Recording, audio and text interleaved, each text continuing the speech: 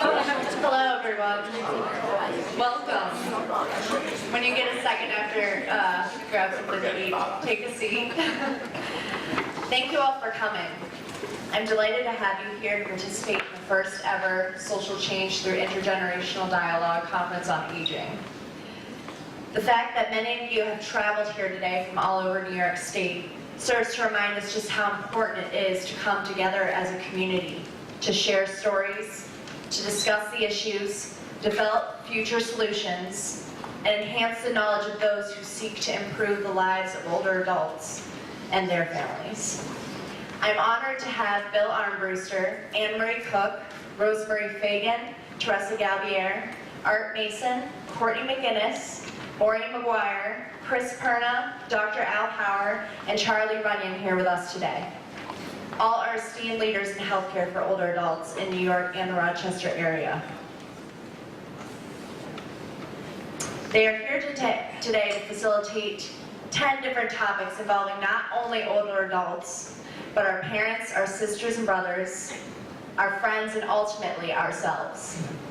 Social change through intergenerational dialogue connects all generations from a variety of different backgrounds to brainstorm solutions and goals while networking with others to come up with solutions in order to make services for older adults more efficient. The growth in the number and proportion of older adults is unprecedented in the history of the United States. The rapid aging of the U.S. population is driven by two realities: longer lifespans and aging baby boomers. As more and more Americans reach the age of 65, society is increasingly challenged to help them grow older with dignity and comfort. And meeting these challenges is critical to ensuring that baby boomers can look forward to their later years. In American culture, we're very youth-oriented, and an emphasis is placed on individualism, independence, and self-reliance. Often we overlook our elders and how important they are in our society.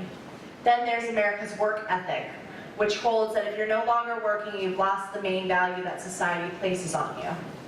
The younger generations often fail to acknowledge the wisdom of their elders. The fact remains that many societies treat their elders better than Americans do. Still, steps can be taken to improve the lives of older adults. We need to have compassion and understanding and appreciate our wisdom-filled seniors, who we can turn to in times of doubt for inspiration and teachings. So prepare yourself to be challenged, excited, and inspired to brainstorm solutions for elder care reform and put those ideas and goals to action. I would now like to ask Anne-Marie, Teresa, Dr. Power, and Mary Ann to come up here to begin the panel portion of the event. They will share a little bit about themselves, information they feel is important for you to know about their organizations, and about aging.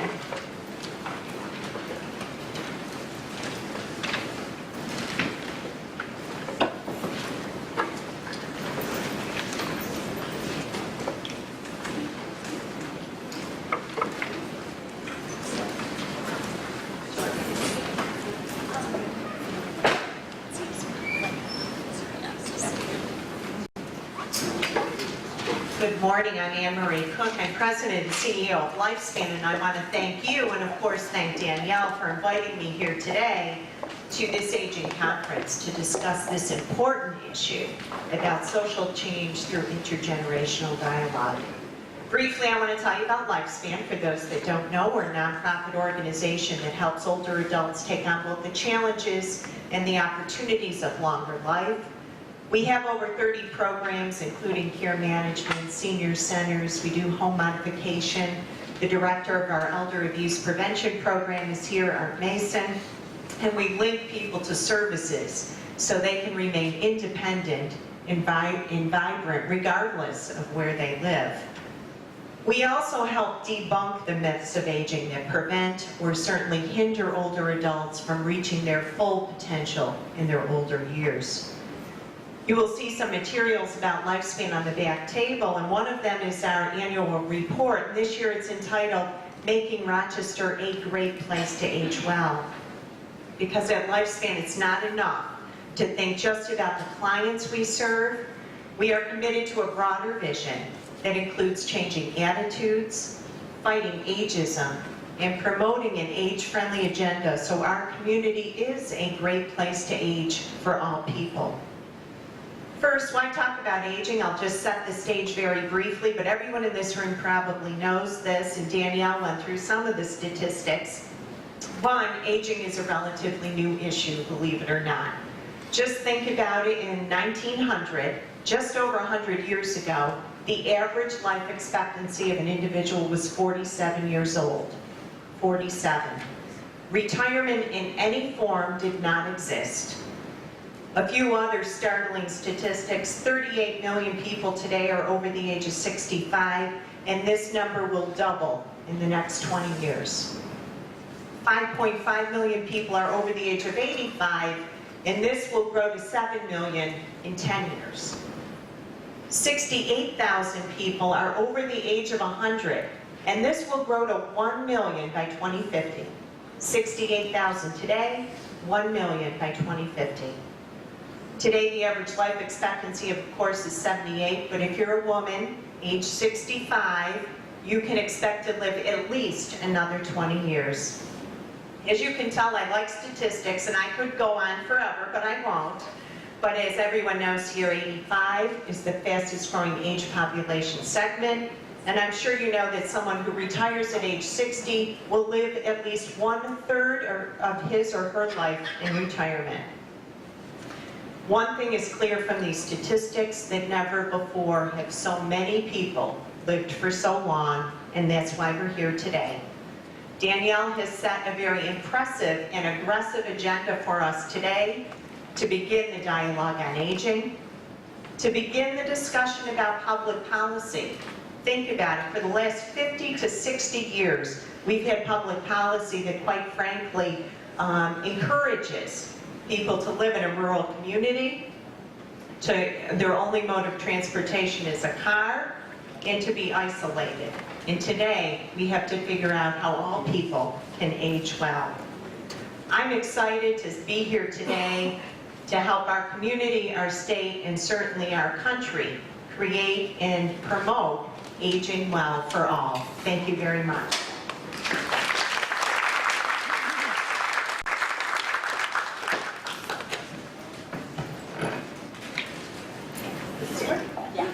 I'm Teresa Galbier. As Danielle said earlier, I'm the President and CEO of the Alzheimer's Association here in Rochester, the Finger Lakes region. And I want to thank Danielle as well for pulling this conference together. I've been able to watch her over the last year and a half grow into this incredible young woman who is bringing some wonderful information to the public consciousness. And I'm really impressed in particular with all the young people who are joining us here today. Very excited about the possibilities going forward, and I hope that today is just the beginning of a dialogue rather than the end of the dialogue. I'm going to share a couple statistics as well about the world of Alzheimer's disease. For those of you who might not know, at age 65, the risk of getting Alzheimer's disease is 1 in 8. And then the numbers just increase by that up until the age of 85, where the risk is at least 1 in 3 Americans who are living with Alzheimer's disease. And then at some point after 85, the incidence tends to go down a bit. So the wonderful thing about the centenarians in this country is that they probably are not necessarily facing issues with Alzheimer's disease. Something else will end their life at some point, but the cognitive impairment is not something that they necessarily have to live with. So what we're talking about is 5.4 million Americans who have Alzheimer's disease today. There's also this terrible perception that memory loss is just that thing you get when you get old, and there's jokes that center around that. And if I can have you leave here with one thing today, is that I would ask that no one in this room ever makes a joke again about memory loss and it being part of old age, because there are no jokes out there about cancer or about ALS or any other type of debilitating, horrifying disease, and I do hope that we are able to stop that today. It's very difficult when you're in environments where it becomes a part of the norm. What I like to say is I hope that people joke about that because they are afraid of the disease. And when people are in fear, they tend to use humor to try to squelch that. But I really do hope that we can live this today, to be able to walk out of here and never use a joke about memory loss as it relates to old age, because it's not about that. It's about a disease process. And but I want to turn this into something positive. So talking about benefits for intergenerational dialogue, there's so many. Increasing emotional support for people who are living with disease today. Being part of a social network, part of membership networks would be wonderful to be able to participate with intergenerational programs, and I think that could really help with quality of life for people living with Alzheimer's disease. Enhancing and inspiring collaboration with other networks. In particular, I'm thinking about public policy efforts where we could bring more voices, louder, stronger voices, intergenerational voices to the Hill in Albany, as well as to the Congressional Hill.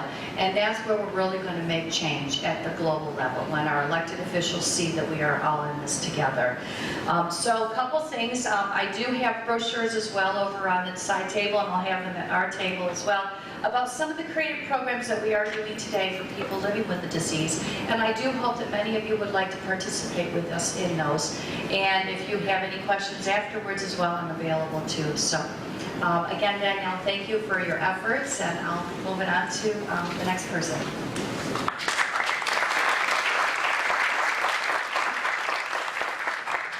Hi, everybody. I'm Alan Power, and I see everybody else has notes, so I've blown it already. So I'll just try and remember what I was going to say, and don't worry, I can talk pretty quickly. I'm a geriatrician by training and have worked most of the last 20 plus years in long-term living communities, and have worked also extensively with the Eden Alternative, Chris Perna's here, to try to transform the experience of aging, both in long-term care and at home. And most recently, working on transforming the experience of people who live with Alzheimer's or other forms of dementia. And currently, I'm just traveling and educating full-time and writing about that. I have been studying a lot about aging because I think the more I see the barriers with changing the experience of Alzheimer's, the more I realize that that's really a microcosm of the way we see aging, as has been said by our speakers. And also, nursing homes are really a microcosm of the way our society sees aging. And so it's, to me, a much bigger pot, and that's why my table is talking about more inclusive communities. And I'm just going to give you one statistic, but it's the one that really turned me around on this. It's called the potential support ratio. And very simplistically, it's the number of people aged 15 to 64 for every person who's 65 and over. So it's a very crude measurement of working adults for every retired adult. In 1950, the global support ratio was 12 working adults for every retired adult. In 2000, it was 9 to 1, and in 2050, it'll be 4 to 1. So the answer to these aging demographics you've heard about is not to build more nursing homes and senior communities, because who's going to operate them, who's going to build them, who's going to maintain them? We need a radical transformation of the way we see aging if we're ever going to make this work. And it's something that I think America has really been blind to lately. So what I'm really talking about now is how can we create communities that are inclusive of people who are older, and also inclusive of people with Alzheimer's or other change in cognitive ability. This is an area where we are not doing very well in this country. We are way behind other countries like the UK, where, for instance, a company trained 17,000 bus drivers so they would understand dementia and know how to support local community people. Or Virgin Atlantic is now teaching their crew members and everybody how to understand dementia. So we have to really work to change. And as Anne-Marie said, this is not a great society in which to grow old. We kind of jumped into suburbs in the automobile, and it's a tough problem. And ironically, the best age-inclusive places in our country right now are places like New York City, where you actually have public transportation and grocery stores within walking distance and other aids like that. So we have a lot of work to do, and I just want to shift one paradigm as we talk about this, and that is that we have to stop seeing older people simply as recipients of services. That is also an unsustainable view that Americans seem to hold.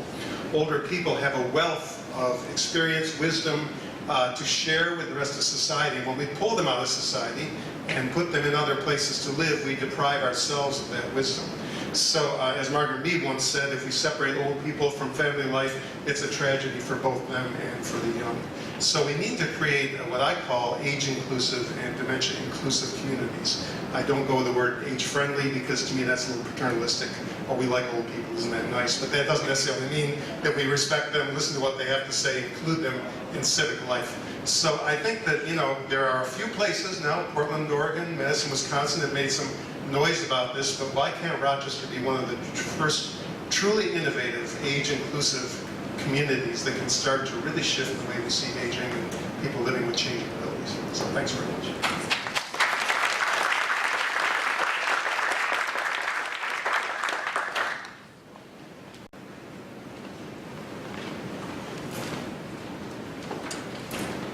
Hello, my name is Marian Curry, and I am a senior citizen. I want to thank Danielle for this opportunity today to talk to you and for all the work that she has done on this conference. My husband and I have been very, very fortunate. We were able to move in one of the first tenants in Beatrice Place, which is an Episcopal church home, independent apartments in Greece. It's perfect. We have everything we need, from a chapel to a library to an exercise room with classes and also exercise equipment. We have a cafe, we have lunches, but yet we're independent. We think for ourselves and we do things for ourselves. We also can get transportation. We're very close to shopping centers. And Beatrice Place does provide a van to take us grocery shopping if the need is there. And they also will take you to doctor's appointments. We have many events where the Episcopal Church Home supplies us with large buses to go many, many places. One thing we like is respect. We don't like to be called honey, dearie, sweetie. We all have names and we'd like them to be used. One thing the independence has given us, it sharpens our minds. We all talk to each other. You have someone there every day to talk to when you come out of your apartment. We have children coming in there, but one thing we find is that our children and even younger children have no interest in talking to us. We talk about it all the time. They're interested in their little electronics, and everyone says the same thing when they come to visit. The electronics are more important than actually talking to us. So we kind of have it very nice because we have a new neighborhood program. And our neighbors come in to exercise, to come to different dinners, and it's very nice because now I believe we have at least 25, and we see them, and we interact with them, and it's a very nice program. The other thing is our government is not doing very much for senior citizens. Our medical care is terrible. It just keeps rising, and it's getting to the point they rise and your co-payments rise right along with your premiums. And everybody is struggling with that because every time we get a raise, nothing else gets a raise. Not Social Security, not your pension, everything just keeps going up. The other thing we like is people should plan with their children or a relative if they have one. Many people do not know anything about their parents. They don't know where they keep anything. They don't know what any of their plans are until something happens. And then everyone's in a tizzy about it because no one in these generations are talking to each other. And this is very sad. It seems as if the older people want to keep everything very close to themselves. But we have to break this and have the children come in more, do more with them, and know more about their business. And on that note, I would like to thank you for listening. And we are very, very happy to have Beatrice Place. And I just hope that for other seniors, we could build more places like this. Thank you.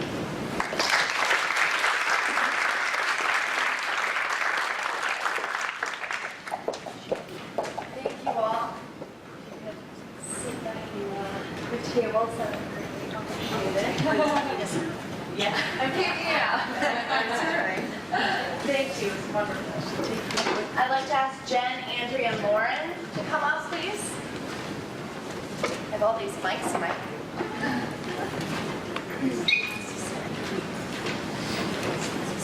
Now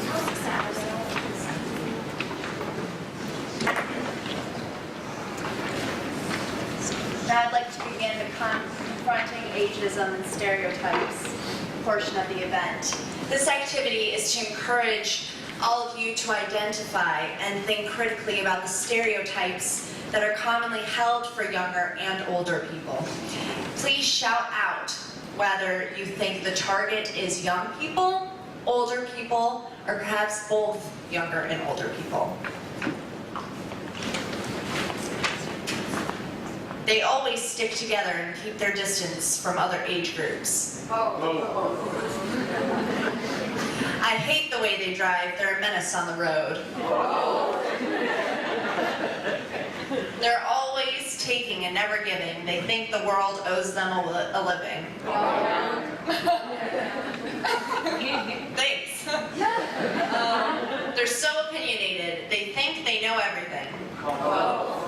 They're never satisfied, always complaining about something. Don't they have anything better to do than hang around the parks and shopping malls? Why are they so forgetful? I wish I had as much freedom as they have. Why don't they act their age? Well, you guys pass, because they are cool, all of them. So by a show of hands, has anyone ever heard of these statements? Stereotypes are the basis for prejudice and discrimination. And Jen, Lauren, and Andrea will now ask some follow-up questions. And Eric will come around with a mic for those of you who want to share. Okay, so as a youth or an adult, have you ever experienced or known anyone who has experienced prejudice or discrimination based on age? For example, when applying for a job, renting an apartment, or trying to participate in some activity for another age group. I don't know if I need a mic. I've had a situation on both ends. When I was first beginning to find work, I was told I didn't have the experience. So how could I possibly do the job? Now that I have all the experience, now I'm too old to do the job. Isn't that unfair? It's stupid. It's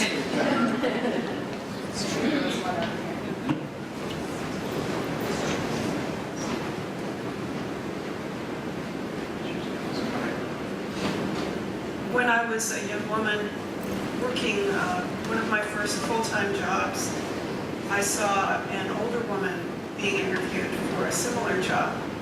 And at some point in the interview, they asked how old she was, and she was over 65. And at that point, there was a mandatory retirement age. And so she was just told to leave the interview at that point.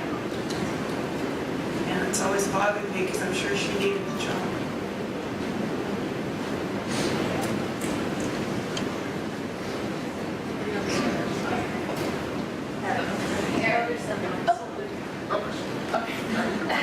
Thank you.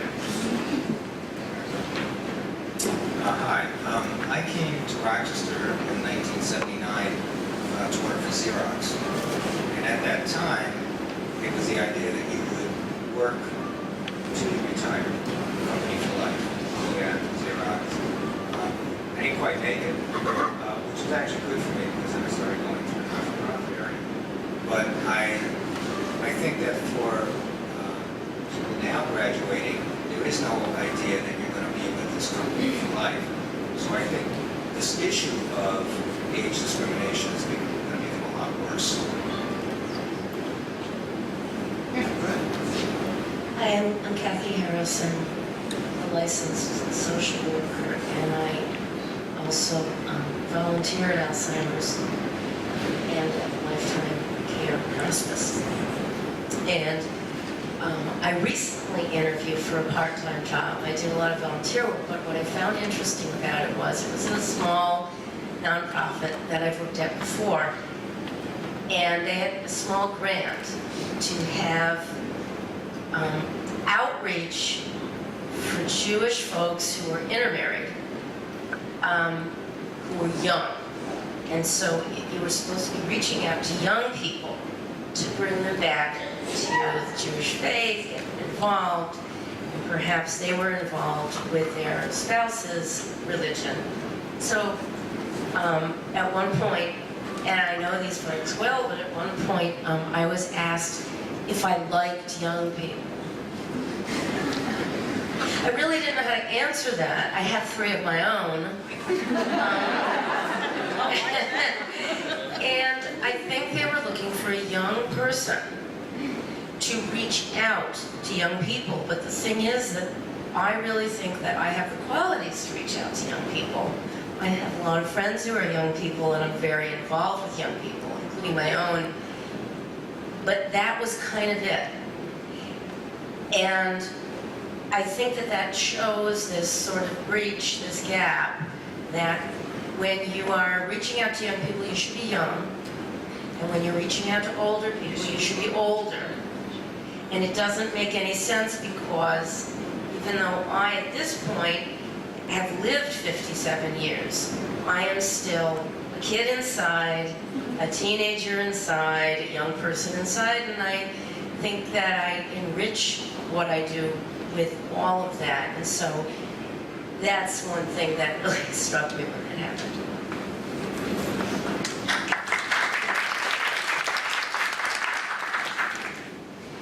My question is, can both younger and older people be the victims of prejudice and discrimination based on age?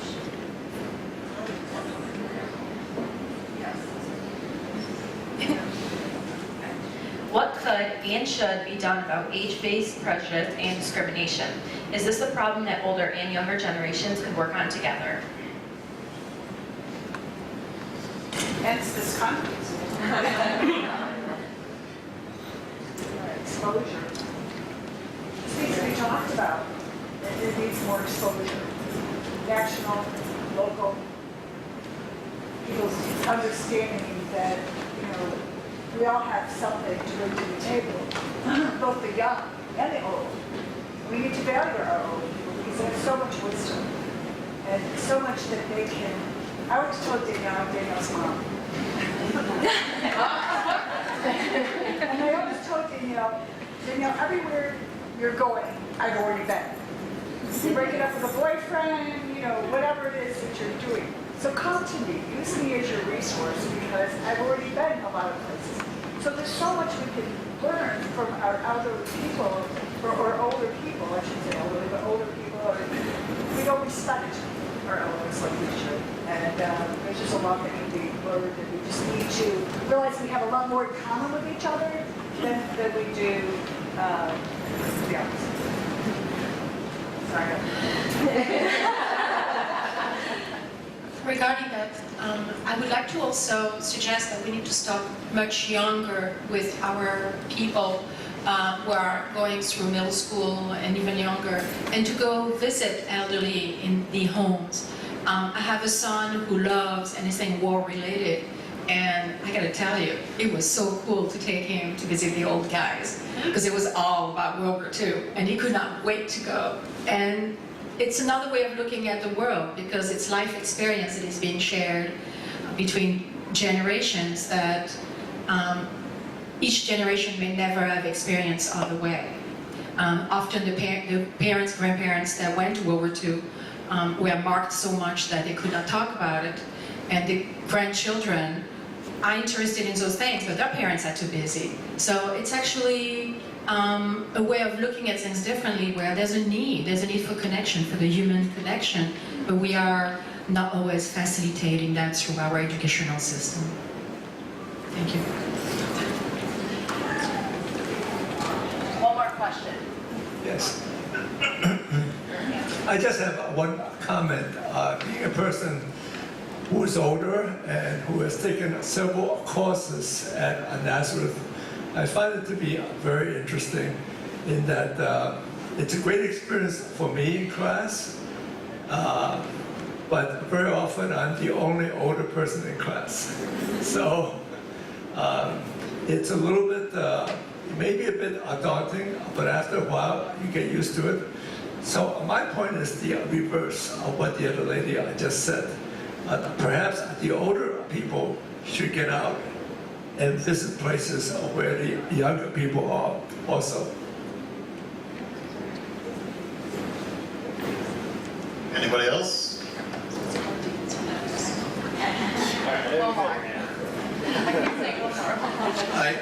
One of the things that I've come to realize is traditional model. You know, when you got older, you became the mentor. People came and sought your advice. I think we have to turn that model upside down and think about reverse mentoring. Because I think the way young people are thinking today is an insight for me about how to process information. I need that, as well as I think young people still look to older people for some of the wisdom that the time they've been granted has given them. So I think one of the trends that I see coming, and it's been written about a bit already, is this whole idea of reverse mentoring. And it's not just the computer generation versus us older folks, it's the whole way we formulate thought process and develop ideas. And we need forums like this where we can have those interchanges. Well, now we're going to take a break before beginning the dialogues. Please feel free to grab a drink or a snack, walk around and stretch, or meet each other at different tables. And if you haven't begun answering those reflection card questions, those salmon-colored papers, please begin doing those now. Some of the questions you can answer while you are at the dialogue tables, but we will be sharing those once we begin dialogues. You can also use it to take notes if you'd like. So I will see you all back here in 5 to 10 minutes.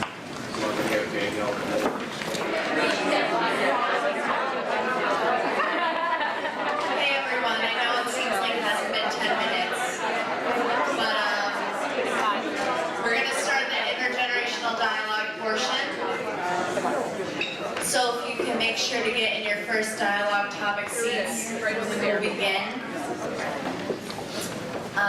And I will be coming around to your table, so if you have any questions, please let me know, and make sure those yellow sheets, the final statement sheets, are filled out by the end of the 45 minutes so we can each share and about what each person at each table has developed. All right?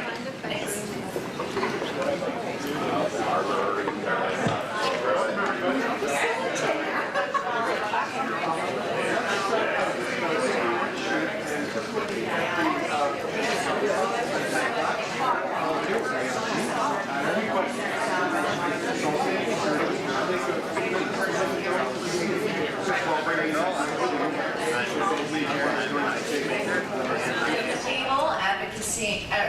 Advocating for change, and Hi, my name is McGinness. Our dialogue topic was advocating for change. We talked a lot about how the federal government and Medicare are affecting care for our elders in facilities. How Medicare has 12 criteria for a 3-day hospital stay, and a public policy change could be that hospitals aren't fined anymore for admitting these people. 2 out of 3 seniors do not meet that criteria and are turned away from care. We wanted to connect youth and seniors together to break down intergenerational barriers to advance socialization between everyone of all ages. Also to increase the responsibility of baby boomers to change their own fate. Increase respect for our elders, which is going to be a cultural change. Basically to provide affordable healthcare options with inclusive living options to have more access to services for our seniors. Also to increase communication between various fields and resources, and to have discussions like this more often. Ultimately, we want to advocate for the norm as providing quality care for seniors in our aging community, whether it is at home, in the community, or in a care facility, to reconnect the community members of all ages. And for the time frame, the time is now. It may seem slow, but we need to be persistent and work from the top to the bottom, government to local communities.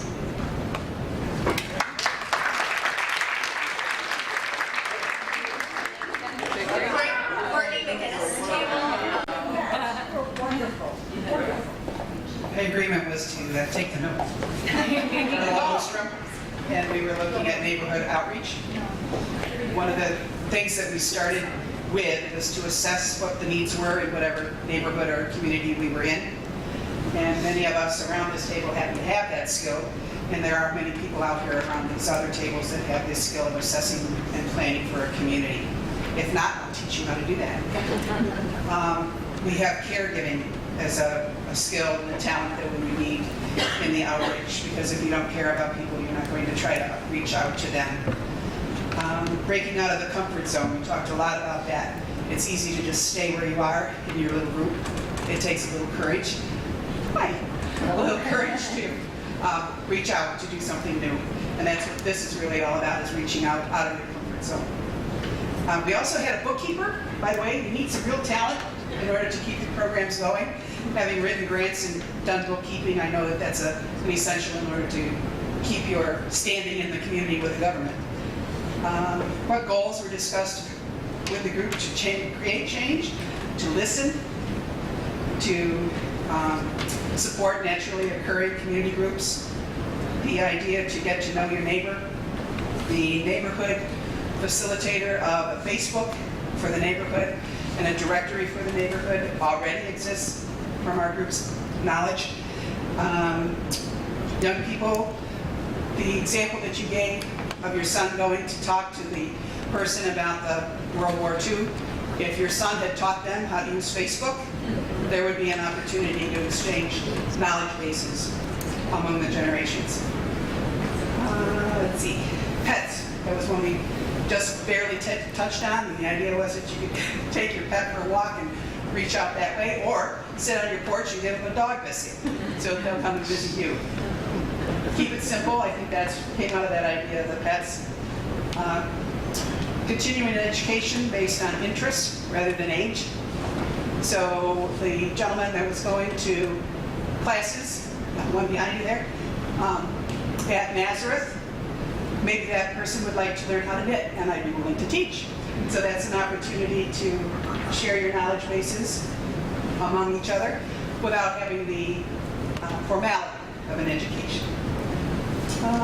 What is the wanted outcome? Better life experience, aging in place, community support, decrease isolation, preserve independence, and the concept of shared aids came in along there, because if you, some of you may not know, but there's a concept of sharing caregivers among many people in a little area so that you can use them more efficiently, use the caregiver more efficiently. That can be done on a street as well as in a building. Let's see, some time frame. Some of the efforts are already in place, and we just need to promote them. Others we need to develop, and we invite everybody's input.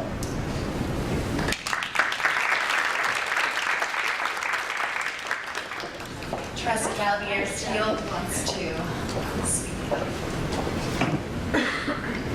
Hi, we discussed providing meaningful activities and support for people living with Alzheimer's disease, and we also wanted that to look at their families and their loved ones that help care for them. Public policy and education, as well as quality of life, were our main ideas that we discussed. Some of our goals were to educate the public. We had an example where we talked about like a waitress at a restaurant might not understand some of the challenges that a person with dementia might have when ordering their food. We also talked about the therapies and the types of services that are available to these people and how we can increase financial support for these services and how important they are for people with dementia and other memory disorders. Some of our solutions we wanted to do were to lobby and to educate, obviously. And we talked about having like a respite club or a respite night here, possibly in Nazareth, incorporating some of the therapies. Just at this table we have occupational therapy, music therapy, and speech therapy. So we looked at some of the things that we could possibly do to help not only just the people with Alzheimer's or dementia, but also their family members, because it could be difficult for them to know what kinds of things to do or what kinds of things to say to help somebody. We also thought it would be a really great opportunity for the young people in these programs to get opportunities to work together the more that speech therapy, occupational therapy, music therapy can all work together, the better. And then we also talked about the Alzheimer's Association has a trip planned to Albany in February that we could lobby and advocate on the Hill.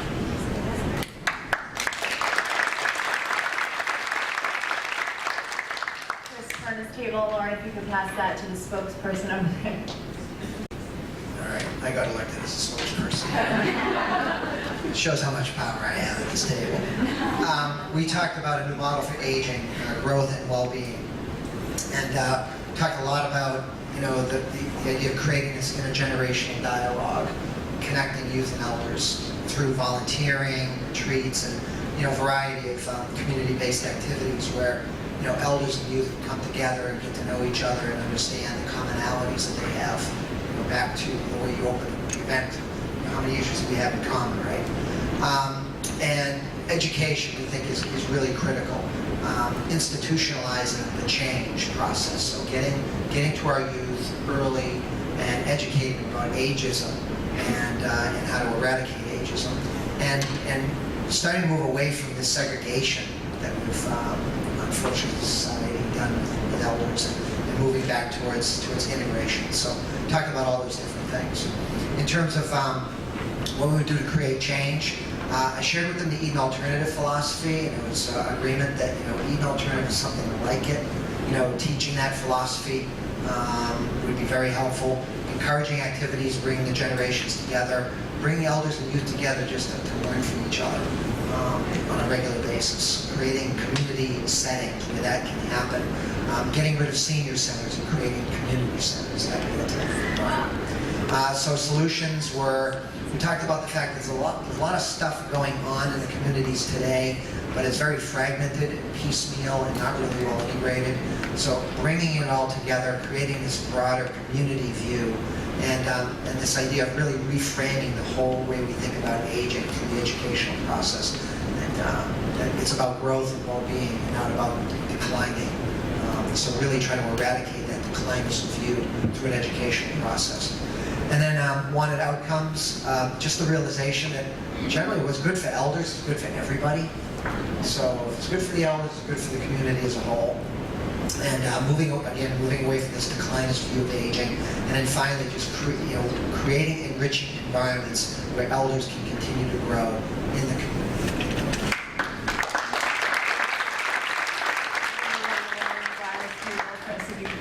Thank you so much. Hi, this great group with me is trying to strengthen the voice of older adults through the media.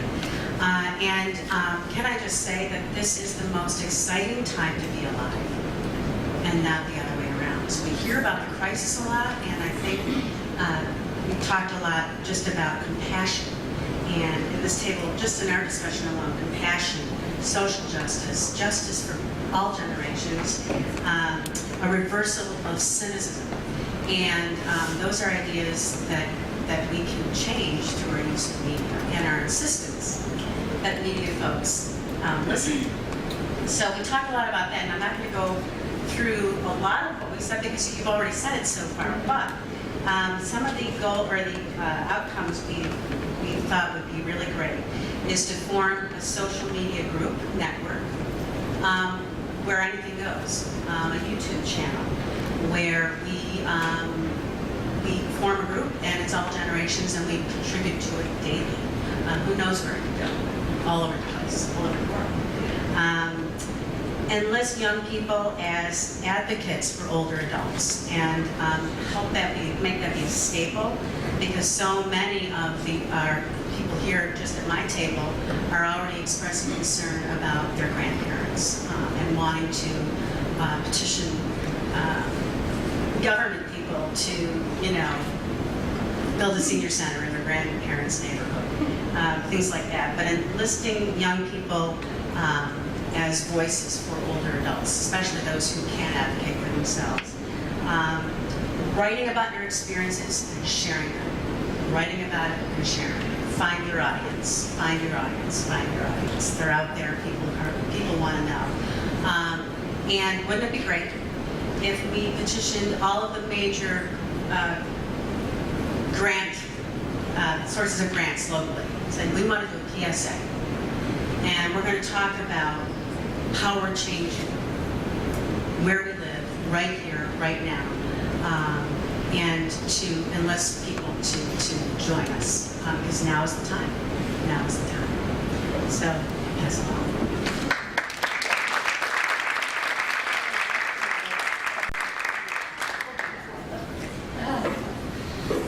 Chris, I know how you feel. I got stuck doing this too. And one of the problems of going later in this is you probably heard most of what we're going to say, which is not a bad thing because I think most of us are all on the same page that are here today. We talked about future solutions for long-term care, and I preface this by saying I've been a nursing home administrator for 32 years. So after the dialogue, we basically came up with a wanted outcome is, I don't think we said it, but without saying it, eliminate the need for institutional elder care. So if I got to retire and got out of the business, that would be a good thing. But really to keep elders in the community setting for as long as possible. And then we started talking about what are those opportunities so we can keep people out of institutional long-term care. To try to change institutional long-term care is a battle that lots of people are waging, and I think we've got to start it on the other end before we wait until after people are there. So on the front end, we talked about starting the education and interaction process between elders and young people much sooner. Don't wait till they're in college and college classes. We need to get into middle schools, elementary schools. We need to start having that process take much sooner than we're doing right now. And not only do you have those relationships, but a lot of the things that happen on a one-time basis.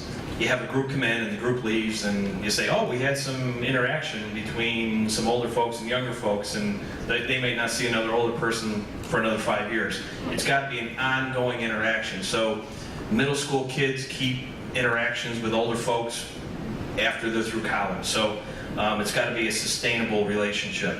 The use of technology to keep elders active in the community. There's an opportunity through not only technology, we talked about Facebook and for communication and relationship building, but also a better technology for telemedicine in order for people who have clinical needs to be able to stay in a setting so it does keep them out of institutional care. So I think that's, anything else from the group? My group? We good? Okay, thank you.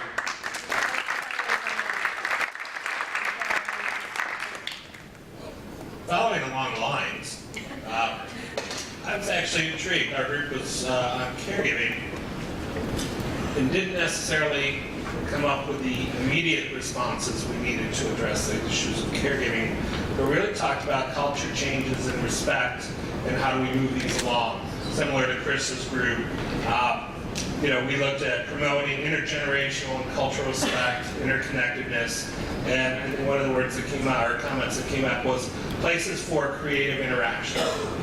And some of the outcomes we're looking at is looking at getting more older adults to take advantage of some of the opportunities through the colleges, promoting more intergenerational activity through community projects, where you have those opportunities to build your community, have some of these long-term relationships.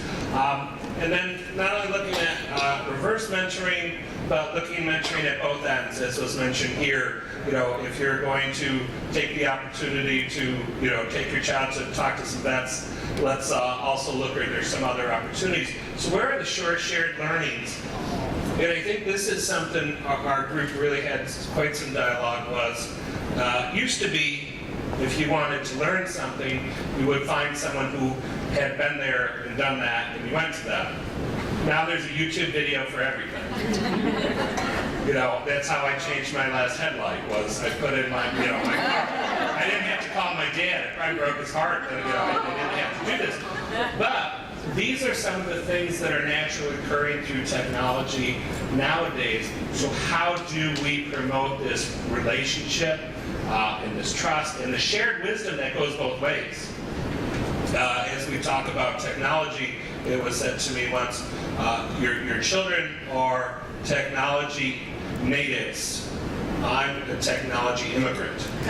So I'm still learning the language where you see this. So where are the opportunities to leverage this back and forth? So in order to move forward on caregiving, as we see people move to other parts of the community, the pool of caregivers shrinks, we really do need to promote this understanding and acknowledgement.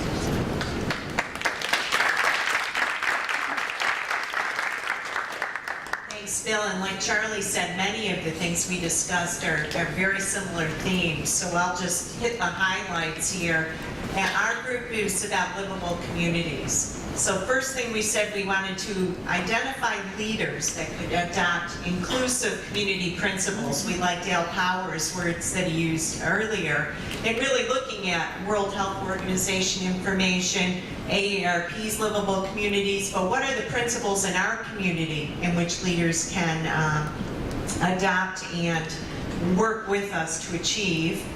Then we said we'd also like, given the fact that most older adults live in the suburbs, we want to build their communities. One of the key things is really transportation, and how do we build a true mobility management transportation policy for our communities so people can age successfully in their community, or all people can.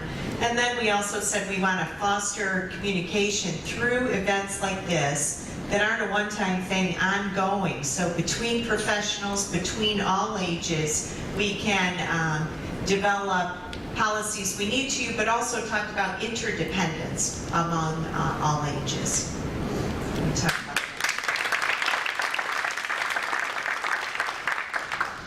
Thanks, Anne-Marie. Well, I also did describing to encourage discussion, and since I'm the only one who can read my handwriting, we talked a lot about livable communities too, with a bit of an emphasis on people living with Alzheimer's or other types of dementia.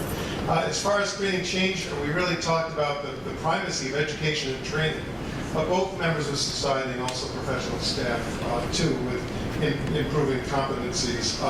Not only societal competencies, but also cultural competencies. We talked about how there are different cultural traditions around aging and around caring for people. As far as goals, we really want to improve people's ability to live successfully in their home environment, to be included in community life, and to engage, this came out several times, in truly meaningful roles and activities. Not just be kept busy, but to give it a sense of purpose, whether you live in your own home or whether you live in a nursing home or assisted living, or wherever you may happen to be. We had a lot of ideas, not only education and training, but also looking, as we said, home-based technology, and also home evaluations. Katie's a therapist student and talked about how we can use that to help improve successful living at home. Innovations also in home care financing, not only in our financing opportunities, but maybe even incentives for family members. We talked about the billions of dollars in unpaid labor that family members give to family members, and the fact that many of them can't because there's no incentive for them to stay home and do that. Transportation options, community redesign we talked about. And better vehicles, I don't mean cars, but better vehicles to connect students and others. Once again, talking about what everybody did, we talked about the award-winning course that Nazareth has done with St. John's Meadows, and Katie took a course last year where they teach the course on aging at St. John's Meadows, and elders who live there attend the course, audit the course, and get the perspective. But I like Charlie's point that it also has to start earlier. And matter of fact, in countries like South Korea, they're actually starting aging education connections at a younger age because they realize they have an aging society and they want their students to understand that and be more involved. Really, the outcome for us is to shift to a more meaningful and successful life for all living in communities. Time frame, who knows? I think our goals were kind of vague and it was hard to put a time frame on. And I think it just really shows how off the radar these thoughts are in our society right now, and how we really have to start talking to a lot of people before we can really move forward in this type of way. Thanks.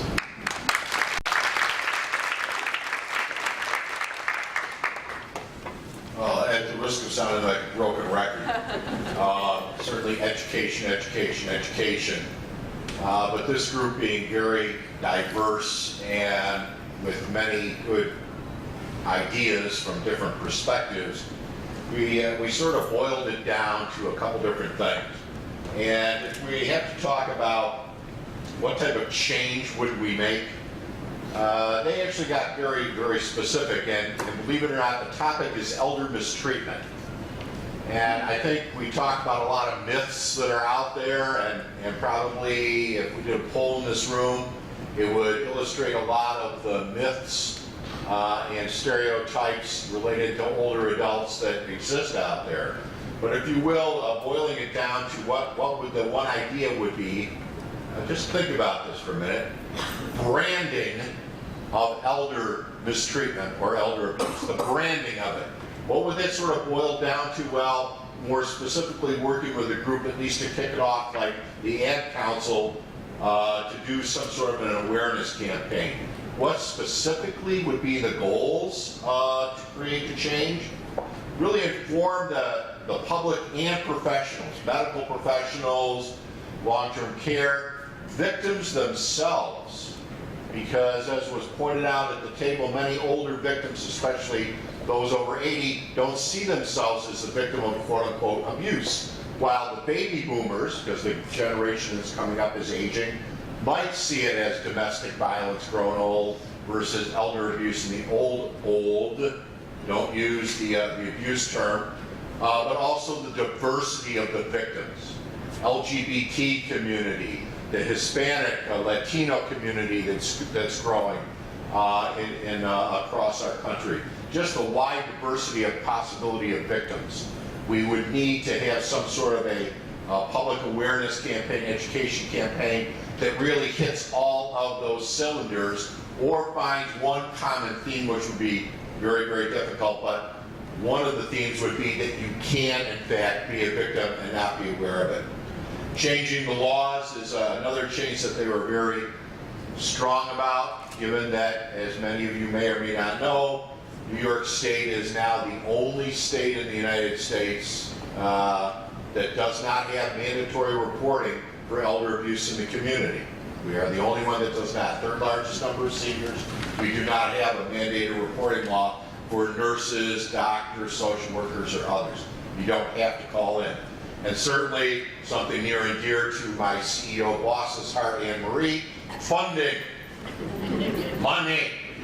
The fact that there are, believe it or not, no private foundations out there that we're aware of, no private foundations that fund elder abuse prevention initiatives in the United States. There is no pots of money.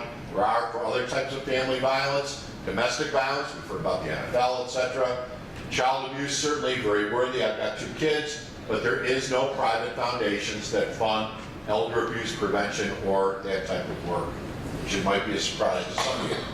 A solution, expanding the education awareness to young, old, and done on a national level eventually, engaging partners, not only like Ad Councils, but groups like AARP that are national and are known as very strong lobbyists on this topic.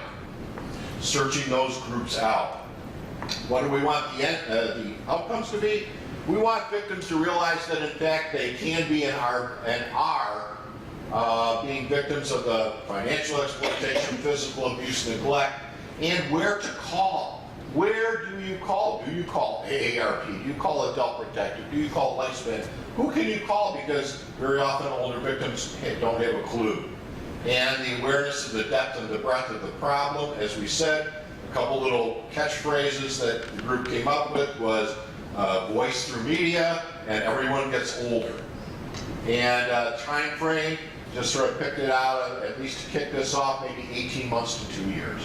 So we think that this could be addressed, but education across the lifespan is a big key. So that's what we came up with. Thank you.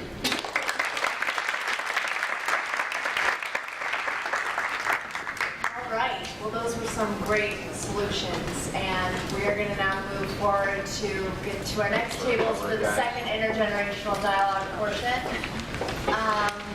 And please write your name on the reflection cards that you just filled out and put them in a pile in the middle of the table, and I will collect them. Be sure to write your name because I will email you what you wrote on there, but I'm collecting it for data purposes. As well as the final statement sheets, leave those as well.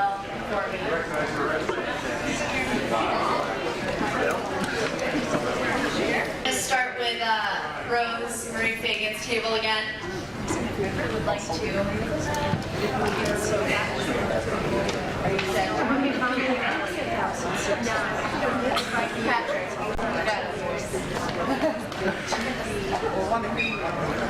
Okay, we had a pretty vibrant discussion here again on advocating for change. One of the things was the encouragement today that this whole intergenerational effort can make a difference. For goal, we talked about getting out of individual silos. I shared with the group an experience I had. A friend who lives in the Midwest who's a farmer, and I used that expression once with, all the people I'm working with are all in silos. And he got really annoyed at me, and he said, "You don't understand silos."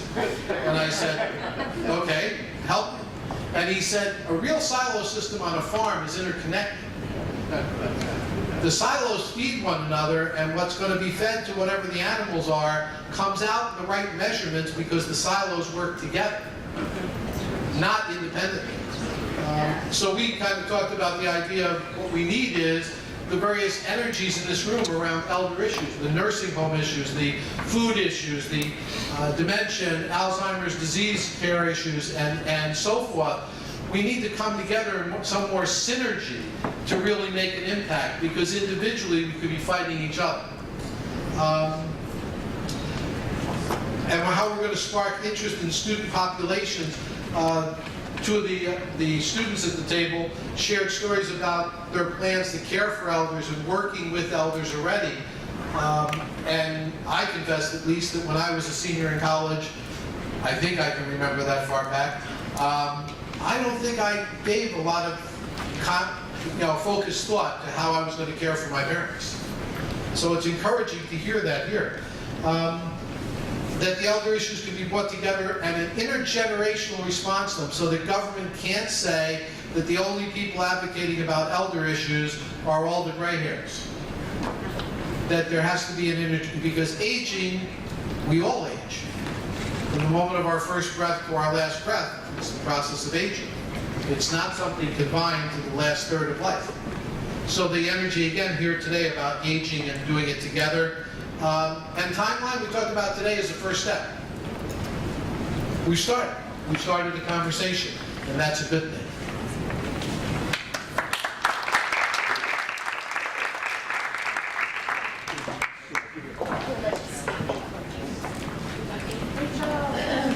Good afternoon. We talked about community outreach in our group, and one of our outcomes that we would like to see is for folks to age in place and create a supportive community. We'd like to get to know our neighbors, and one of the ways that we'd like to do that is act on our values. We talked about caring for each other a lot in our group. So we'd like to also, I guess in terms of solutions, address getting more information out to our neighbors and giving our neighborhood more group options. So just to kind of finalize and conclude our discussion, we also talked about really working together and how we need to not only give help, but learn to accept help.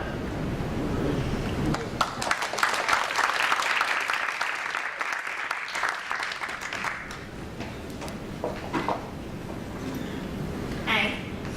All right, our group talked about providing meaningful activities and support for people living with Alzheimer's disease. One of the first things we talked about was how there's not a lot of ways for people to keep current and informed on scientific progress in Alzheimer's and dementia. And so we talked about how maybe our younger generation, our student interns, could help keep the information current on the websites that we go to, like alz.gov and all these other ones we were talking about. Not just in this country, but to know internationally what other things are going on around the world to keep our caregivers informed. And then we talked a lot about community service and how that would provide education and awareness about Alzheimer's within our communities, And we talked about how the activities that we do within these community service outreaches would need to be tailored to the individuals. We don't want to just throw people with dementia into a new activity that they've never done. We want to do things that were meaningful to them before, because these activities will give a sense of hope to the caregivers, because they could have that moment of clarity where it kind of brings them back to a previous time when they didn't have their memory loss. And we just talked about how you need open-minded and caring people to do these activities. And some of the activities that we talked about were hosting a dinner for caregivers with our young people being the hosts, or baking. And we talked a lot about how tactile therapies and pet and horticulture and music therapies and all these things are really helpful, and how our young people can kind of take the lead with these things. And our outcome would be celebrating older adult population and engaging older adults with dementia and meaningful activities that also inspire hope in their loved ones.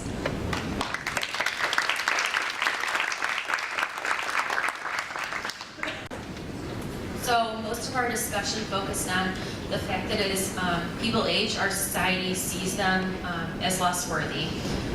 We wanted to talk about how we can change this view so that we can all live together and relate to each other and value each other for the people that we are. Our goal is to spread the attitude that elders have a gift to share with the rest of us and promote the need to get to know people like neighbors.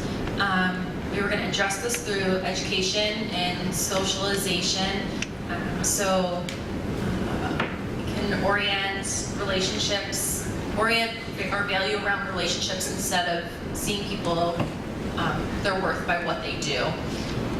And we want, our wanted outcome was for elders to experience growth by being teachers and sharing what they know with younger people. Interacting with younger people will give them a chance to grow in all domains of well-being. And for young professionals, as the agents of change, so like what's been said before, for music and speech therapy and horticulture and art to be included in these kind of activities.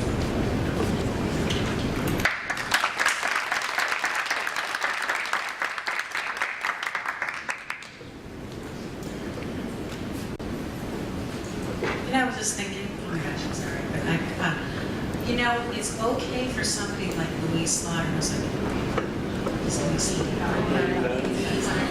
bless her, and she's like strong. And she leads, you know, and it's okay for her, but not okay for a lot of other people, you know, like as they age out. At some point they're aging out, there's a lot of suspicion. And I'm just grateful that there are people like Louise and many, many other people, Louise is on your thing, that we are in positions of leadership who are old, you know. We talked about branding, how important branding is, how to brand older adult issues in a way that appeals to decision makers and people of all generations, quote unquote, how to make it sexy, which is what we do with people. I mean, if you want to pitch a news story to people, just say, hey, I got a sexy idea for you, people will listen. Educating, this is really important, this came up, educating the media about what qualifies as ageism in their writing and in their portrayal in television stories. Teaching reporters about ageism and what it is and what it isn't and what it isn't. Having people who are available to do that. Awareness raising, having an awareness raising campaign a la the Ice Bucket Challenge about the silver tsunami, for lack of a better word. Are you ready? Encouraging news stories about planning for aging and planning for caregiving, and introducing people to agencies that are available to help with that, and just having that be much more presence in local media, and obviously doing more news stories about the positive side of aging, positive portrayals. Are you ready?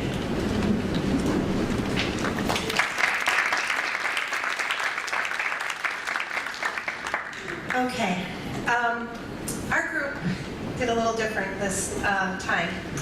We went big. we believe there should be a center for aging well. That we have over 7 colleges in this county, and we have many, many providers and nonprofits. And this is bigger than any one issue. It's bigger than, this is a start, but we have to have somewhere that continues this and gets bigger. Because we felt in talking about the different types of services that there were many resources, but the services are fragmented. There's gaps in services. There's the whole ability to pay and sustainable services. I mean, one of the examples that Charlie was giving is he said he loses $100 a day for every person on Medicaid in the nursing home. And he can't get into affordable housing because he needs his housing to offset the loss in the nursing home, because that's where their services are. And that's where they work to help those who can't afford. And that's really the whole thing. And we even talked about not just there'll never be enough affordable housing, but we talked about being in a single person living in the city and not having a bathroom on the first floor, that we even need real estate people to get involved in how we can increase and sustain the accessible housing in the city. You know, how can we make funding available so people can have bathrooms, can have ramps and age in place, because the city's where the transportation is. So we need all kinds of different, looking at different topics, and we need one bigger entity that is going to also help with funding, because we need a think tank, we need education. And I believe that we're a leading edge city, and I believe we're an area that could lead the nation in some of this area. And I think the fact that we have 7+ colleges, many of them who train a lot of the professionals. You know, the U of R trains a lot of geriatricians, but they can't afford to stay. We only have 30 practicing, I think, in the area. They leave after they're trained, but we're training them. So, you know, I think we have opportunities here and resources that are immense. And so we decided to go big. We think this is bigger than all of us, and we need something big. Bravo.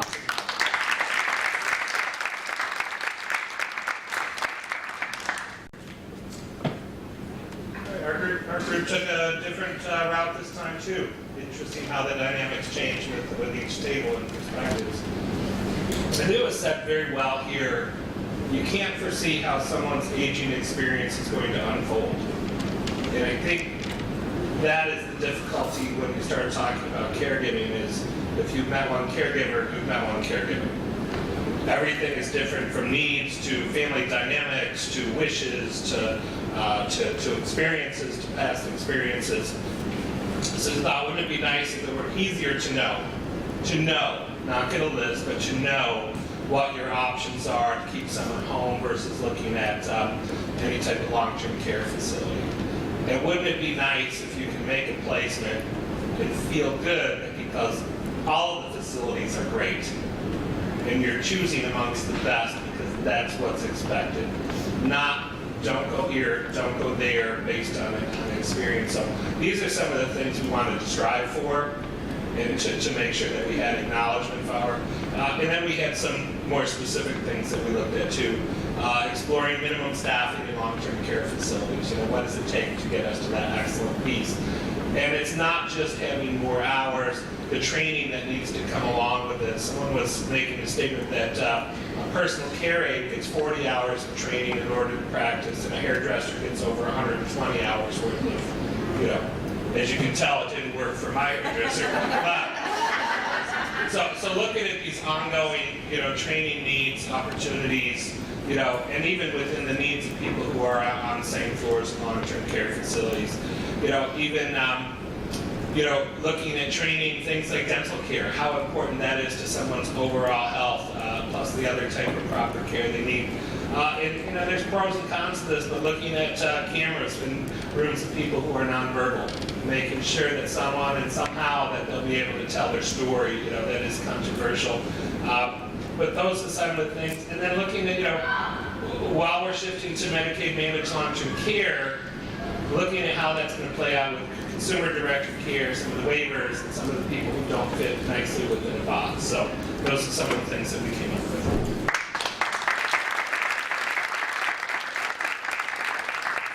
Thank you. Our table once again talked about livable communities, and we really talked, our theme was really developing community. How do we develop community? community for all. And we said it's really all about relationship and connecting resources. So we had a few ideas. We talked about social neighborhood revitalizations and pocket neighborhoods like they have in Seattle, and really developing, once again, those natural supports and resources so people can be connected in their community and also age in their community. We talked again about coordination of transportation and maybe developing community centers, not senior centers, but community centers where transportation could be coordinated, and developing more community-based services rather than institutional care.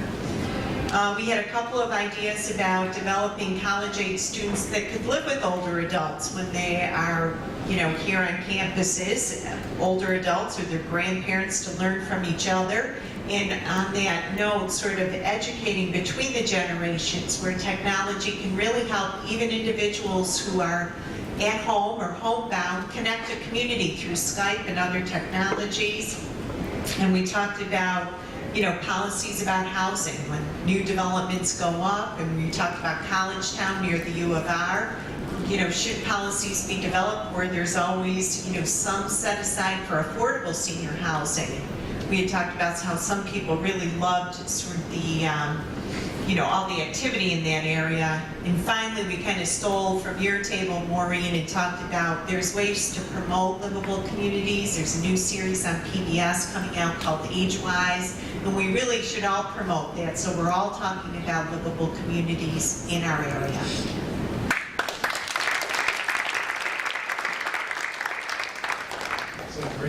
Okay, so back to the Rochester Mention Inclusive. Quick public service announcement. I noticed my book pile is shrinking a little bit over there. I just want to mention, unlike the wonderful other things that are out there, my books are not free. There's a price list there. So since I have to buy them from the publisher, if you want one, come see me, but I can't give them away. Anyway, our group, one of the really important points, we had so many comments here. I was writing like mad, so I hope I can capture this well. One thing we need is vision. We need a Rochester vision for what we're going to do. And you can't really move forward with any kind of implementation until you really decide where you're going. Another point was that we really need to look at systems too. It's not just individuals, but really analyze systems. How well do they align and how well don't they align? And better alignment of organizations. Many even advocacy organizations seem to each be working, I can't use the word silos anymore. They seem to each be working in their little bowling alleys, and they don't seem to really coordinate. And so there's a lot of wasted resource when people don't collaborate there, a lot of wasted energy. Goals include inclusivity, once again, meaningful life has been said several times. Family support, we have a great diverse group, including people who have been care partners for family members living with dementia, and talked about what was not available to them in community life, versus other areas, and how we can get more support to families. We need an increased sense of accountability to our neighbors and to our community that goes beyond just blood ties. Solutions, education is always on top of the list. Bringing stakeholders together to align their vision and align their services, to look at support systems, transportation, meals, respite, other services, increasing school elder interactions, and that's bi-directional, not just having students visit elders, but elders coming to visit schools, to read to kids, to volunteer in other ways. Leveraging the existing movements toward the city to try and bring that movement back to more age-inclusive communities, and using existing ideas. We talked about the elder companions, which exist in the city and also in other states. Ideas like foster grandparents who actually move in and live with families, get some support, but also provide an elder role model for the growing families. Wanted outcomes, inclusion, diverse engagement within the community, not senior centers, family support, and better infrastructure. And I guess time frame is the sooner the better.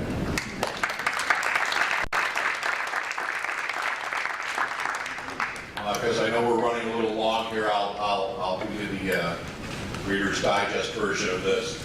Yes, the better screening and education we also talked about. But when we're talking about a sort of a micro and a macro level of what goals we could do, one of the micro is as professionals to try to get non-confidential but personal needs or personal information about victims of elder mistreatment, to begin to build a bridge. How many kids do you have? Did you work at Kodak? Were you in World War II Korea? little pieces to build that bridge instead of just going in as a nurse or whomever and doing our job and asking the list of questions.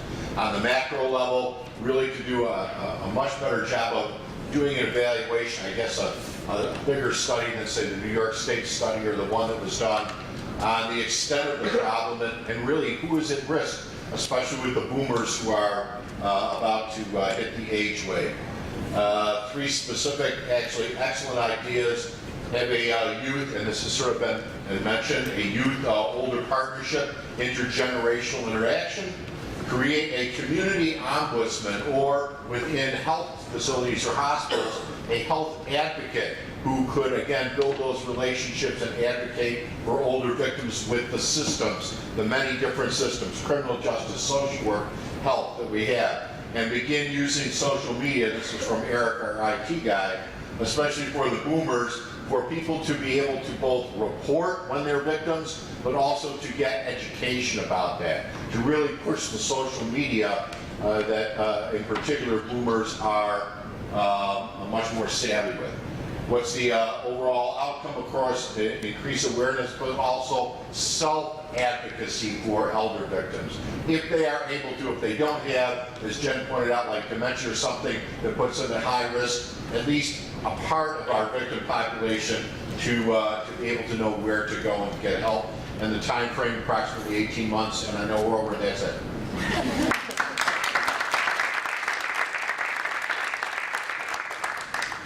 I would just like to say one more round of applause for each and every one of you here today. With instruments and ideas and goals developed. I'll be really quick, but I would like to say that and so approved this conference was a great demonstration of how a community can come together for the common good, with our shared goals and shared aspirations and support, respect, and compassion for each other, in order to brainstorm better and more efficient solutions as we age in America. As long as we continue from this point on and work together and move forward with our newly formed connections and friendships to begin your calls to action, those solutions you came up with today. We can empower, educate, and spread our understanding that older people are an important part of our society. And remember to keep in mind that your mother or father, your sisters and brothers, or friends, think of yourselves, because aging is a natural process we all go through, and better to grow old with dignity and comfort and create change now. In closing, I would also like to convey my sincere thanks to all 10 of the content facilitators that are here today. If you would stand up, please.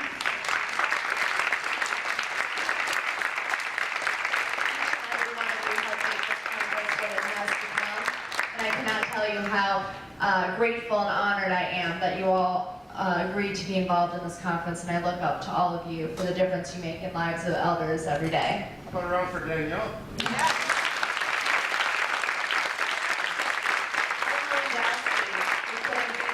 Unfortunately, I would like to say how much I respect him as a mentor, teacher, and friend. He brought Clinton Global Initiative University here to Nazareth, and without him doing so, this organization would not exist today. And my mother, Sherry Mensing, thank you for your continuous support for my dreams and goals and help in making this intergenerational dialogue come to life. My grandparents, Edna and Patrick Pachado, for being the inspiration behind this movement, as well as to all the volunteers who helped out today. If you could stand up as well. And Chad, who's back there.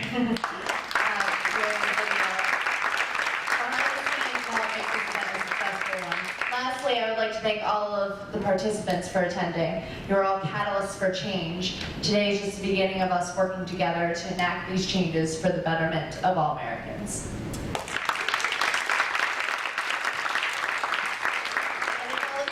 Facilitators can come up here really quickly. We're going to take a quick photo, and then you can go back to mingling or your other activities for the day.